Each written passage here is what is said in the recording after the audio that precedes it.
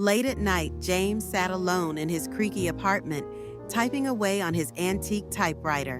The clacking echoed eerily. One evening, as he finished a sentence, the typewriter continued on its own. "I'm here," it wrote.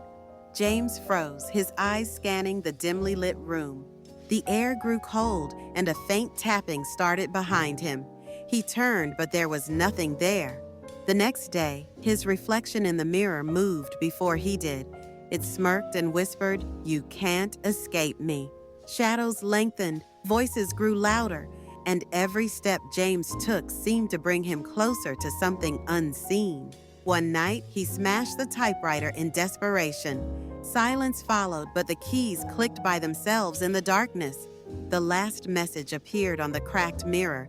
"You broke me. Now I'll break you."